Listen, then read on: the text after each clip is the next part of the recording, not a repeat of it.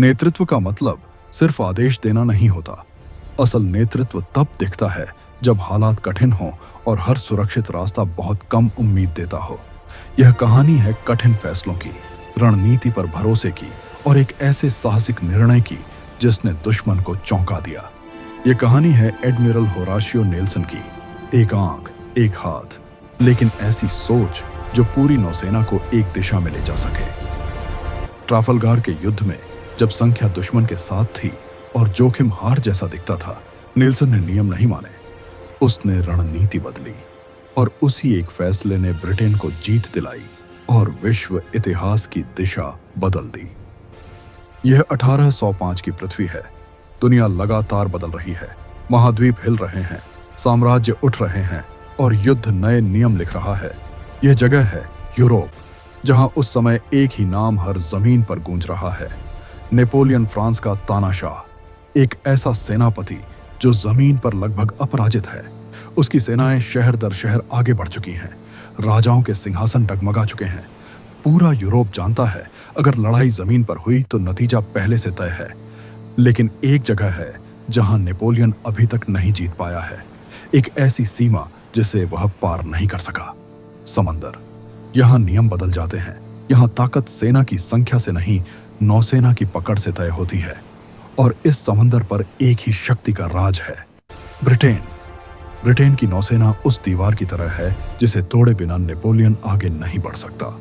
और यहीं से एक ऐसी कहानी शुरू होती है जो सिर्फ युद्ध की नहीं, नेतृत्व, जोखिम और इतिहास बदलने वाले फैसलों की कहानी है। दुनिया की 3 महाशक्तियां, ब्रिटेन जिसकी ताकत उसकी नौसेना है, फ्रांस जिसका सपना समंदर पार जीतने का है, और स्पेन जो इस टकराव में अपनी शक्ति झोंकने को तैयार है। यह 3 महाशक्तियों की सीधी परीक्षा है। नेपोलियन की नजर अब सीमाओं पर नहीं, नक्शों पर है। रास्ते तौले जा रहे हैं, दूरी मापी जा रही है, हर चाल पहले ही सोची जा चुकी है। यह जीत की तैयारी नहीं है, यह ब्रिटेन पर कब्जे की योजना है। ब्रिटेन के खिलाफ फ्रांस और स्पेन हाथ मिला लेते हैं। ब्रिटेन इंतजार नहीं कर रहा। अगर फ्रांस और स्पेन अपनी नौसेनाएं जोड़ते हैं तो टकराव अटल है। इसीलिए ब्रिटेन रक्षा की नहीं, पहले वॉर की योजना बनाते हैं। केप ऑफ ट्राफलगार, स्पेन के तट के पास वह जगह है जहां 3 महाशक्तियों आमने सामने आने वाली हैं। समंदर बेचैन है। यह शांति सिर्फ ऊपर से है। दूर क्षितिज पर जहाज उभरते हैं। यह आने वाली तबाही की पहली चेतावनी है। अब तस्वीर साफ होती है। फ्रांस और स्पेन एक साथ, जहाजों की गिनती इतनी ज्यादा है कि समंदर छोटा पड़ जाए। फ्रांस और स्पेन के जहाज बहुत ज्यादा हैं। पूरे समंदर पर उनकी मौजूदगी है। यह वही ताकत है जिसे देखकर अधिकांश सेनाएं पीछे हट जाती हैं। ब्रिटेन के जहाज संख्या में कम होने के बावजूद बिना हिचक, बिना भ्रम आगे बढ़ते हैं। यह ताकत संख्या से नहीं, दृढ़ निर्णय से आती है।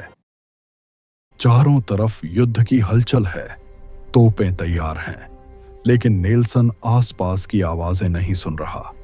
वह समंदर देख रहा है, दुश्मन की लाइन देख रहा है।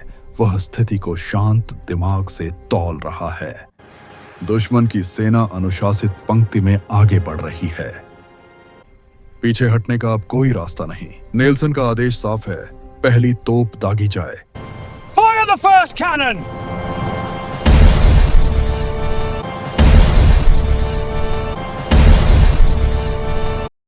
युद्ध शुरू हो चुका है। दोनों तरफ से तोपें बिना रुके दागी जा रही हैं। समंदर अब नियंत्रण में नहीं है। यह पूरी तरह युद्ध के कब्जे में है। धुआं हर दिशा में फैल चुका है। आवाजें आदेशों को निगल रही हैं और अब हर सेकंड या तो जीत लिखेगा या विनाश। ब्रिटेन की नौसेना संख्या में दुश्मन से कम थी, हर बीतते पल के साथ हार की आशंका बढ़ती जा रही थी। यह निर्णय का समय था। ऐसे समय में जब सब पीछे हटने या सुरक्षित दूरी बनाए रखने की सोचते, नेल्सन ने ठीक इसके उलट रास्ता चुना। उन्होंने अपनी पूरी रणनीति बदल दी। नेल्सन ने आदेश दिया कि ब्रिटिश जहाज फ्रांस और स्पेन की सीधी पंक्ति लाइन फॉर्मेशन पर सीधे आक्रमण करें। उस पंक्ति को तोड़ा जाए, उसके बीचों बीच घुसा जाए। इस रणनीति से ब्रिटिश जहाज कुछ समय के लिए दुश्मन की दोनों ओर से दागी जा रही तोपों के सामने पूरी तरह बेबस होंगे। वे न तो बराबरी से जवाब दे पाएंगे, न ही पीछे हट पाएंगे।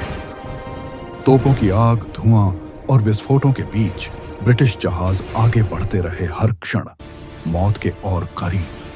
लेकिन नेल्सन जानता था कि अगर यह जोखिम नहीं लिया गया तो हार निश्चित थी। यही वह पल था जब साहस ने रणनीति को हराया और इतिहास ने करवट ली। तोपों की आग के बीच, धुएं और चीखों के बीच हर कप्तान ने पूरी हिम्मत से अपने जहाज को आगे बढ़ाया। धीरे धीरे ब्रिटिश रणनीति रंग लाने लगी। दुश्मन की पंक्तियां टूटने लगी। लेकिन उसी भयंकर युद्ध के बीच एक दुखद क्षण आया। HMS विक्ट्री के डेक पर खड़े नेल्सन को दुश्मन की एक गोली आ लगी। वह जमीन पर गिर पड़ा। पूरा जहाज सन्न रह गया। लेकिन नेल्सन का शरीर भले ही गिरा हो, उसने कहा, मैंने अपना कर्तव्य निभाया। उसकी सोच अब भी खड़ी थी, पर उसके आदेश अडिग थे। ब्रिटेन के कप्तान अंत तक लड़ते रहे। उन्हें अपने नेतृत्व पर पूरा विश्वास था। ऐसा विश्वास जो भय से बड़ा होता है। इसी विश्वास और अनुशासन ने ब्रिटिश नौसेना को एकजुट रखा। हर कप्तान जानता था कि उसे क्या करना है। युद्ध समाप्त हुआ। धुआं छोटा, तोपों की आवाज थमी और इतिहास ने फैसला सुना दिया। ब्रिटेन विजयी हुआ। ट्राफलगर की लड़ाई हमें यह सिखाती है कि जीत हमेशा संख्या से नहीं होती। अगर नेतृत्व अच्छा हो, अगर फैसले सही समय पर लिए जाए और अगर पूरी टीम एक दूसरे पर भरोसा करे, तो कठिन से कठिन युद्ध भी जीता जा सकता है। नेल्सन ने हमें सिखाया कि विश्वसनीय नेतृत्व आगे चलकर रास्ता दिखाता है और सच्ची जीत हिम्मत, अनुशासन और विश्वास से मिलती है। यही कारण है कि ब्रिटेन ने यह युद्ध जीता और यही कारण है कि यह कहानी आज भी हमें प्रेरित करती है। और आज लंदन के बीचों बीच स्थित ट्राफलगर स्क्वायर उसी नेतृत्व की याद दिलाता है। Hey there, amazing viewers of Akani Versus. If you're enjoying the content, hit that like button to show your support and subscribe to stay updated. Plus, share with friends to spread the knowledge.